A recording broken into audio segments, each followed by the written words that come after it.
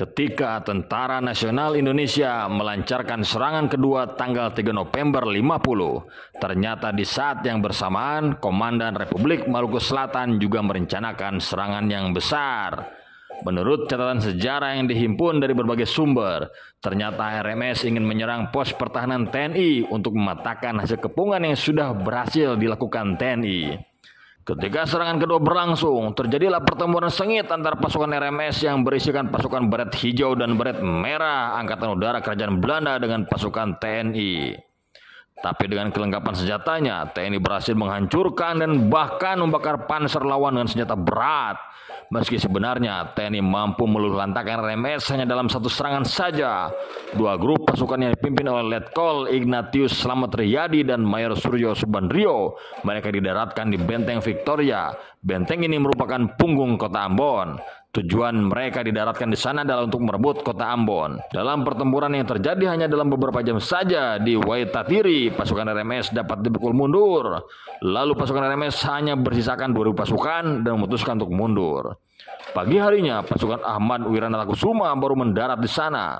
Tapi sebelum mereka mendarat, tentara TNI yang kelelahan karena sudah berperang kurang berjaga-jaga. Sehingga keadaan ini sangat dimanfaatkan RMS. Mereka menyamar sebagai pasukan TNI dengan membawa bendera merah putih. Saat itulah pasukan RMS mulai menyerang TNI.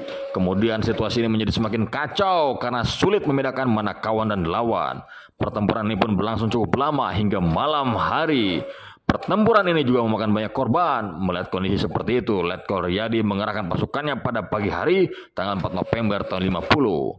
Berbekal dengan pengalamannya, dia pun menilai bahwa kekacauan yang terjadi adalah akibat taktik dari pihak lawan yang memanfaatkan kondisi lelah TNI.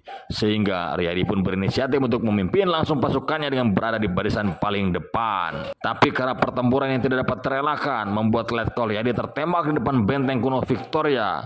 Tembakan yang mengenai tubuhnya itu terjadi ketika dia turun dari panser untuk memberikan arahan kepada pasukannya. Meski sudah diberikan pertolongan, pada pukul 9 malam tanggal 4 November 50, Letkol Ignatius Slamet Riyadi dinyatakan gugur dalam peperangan. Dalam hembusan terakhirnya saja, dia masih menyemangati pasukannya dengan memegang perutnya yang terus mengeluarkan darah. Kata Letkol Ignatius Slamet Riyadi, mari kita terus masuk benteng. Mari maju.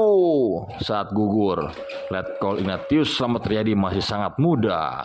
Dia tewas dalam peperangan ketika berusia 24 tahun hingga menghembuskan napas terakhirnya. Riyadi tidak pernah menyerah pada lawan meski nyawa sebagai taruhannya. Letnan Kolonel Slamet Riyadi dimakamkan dengan upacara militer sederhana pada sebuah makam darurat di tengah kebun kelapa pantai Tuleha, Pulau Ambon bagian timur tanggal 5 November 50. Setelah kondisi keamanan di Ambon dan Maluku pulih, makam Slamet Riyadi dipindahkan ke Taman Makam Pahlawan Ambon. Sesuai keinginannya, dia ingin dimakamkan di atas tanah di mana dia gugur.